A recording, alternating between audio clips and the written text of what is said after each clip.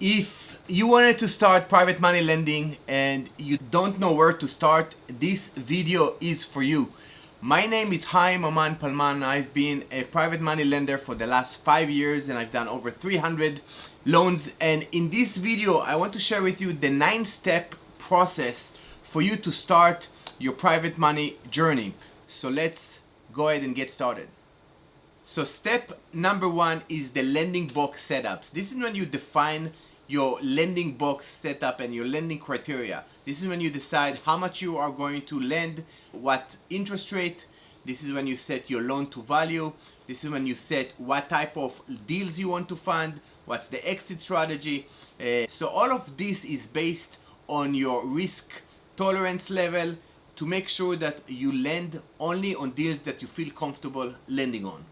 Step number 2 is finding the right borrowers for your deals. We don't want to lend money to any borrowers. We want to make sure you work only with specific individuals based on their experience level, based on their exit strategy, and based on the location of where the deals are located. We don't want to lend to anybody. We want to find the specific borrower for our loans.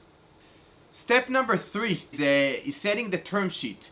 After we have a match with the right borrower, we start doing reviewing deals, and this is when we set the terms, the points, the loan amount, and the time frame to make sure that there is an understanding between us as the lender and the borrowers. And basically it's a soft commitment that we're moving forward with the deal before we go to the next step in the process. By the way, if you want to learn more about how to become private money lender, join my free school community. This is when we share tools, tips, share case studies, and where you can network with other individuals who wants to become private money lenders. So join in the link in the description below. Let's go back to the video. So step number 4, this is the analyze phase. This is when we analyze the borrower, we analyze the deal, and we analyze the asset. We want to make sure that we qualify the borrower as far as experience level.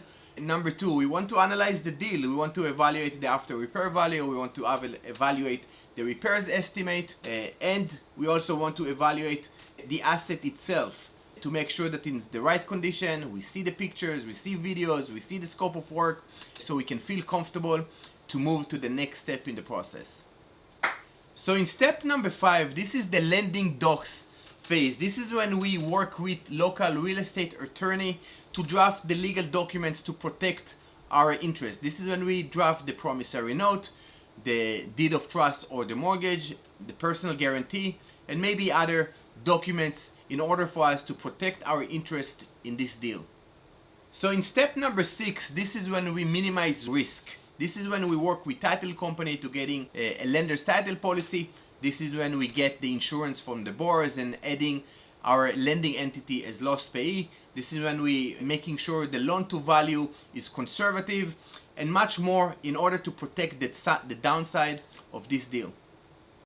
So in step number 7 is the funding phase. This is when we need to verify the wiring instructions. We want to make sure that all the details of the deals, all the paperwork have been signed. This is when we review the HUD statement, the closing statement, to make sure all the details are correct, all the numbers looks good, because the last step in this process is basically to fund the deal, send our money to title, and basically close the deal. So in step number 8, this is the payoff phase.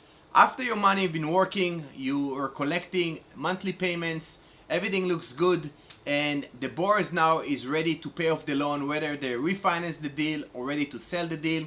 You will need to handle a payoff statement, and after you receive the funds, you will need to release the mortgage and send a satisfaction or mortgage release in order to close the deal.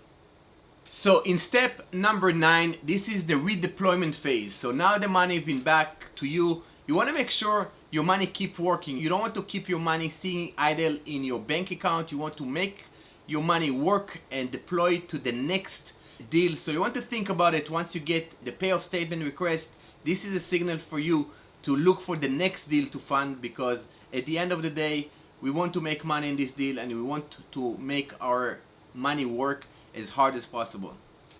So that's it. That's the full roadmap you want to position, you want to protect, and you want to cash flow.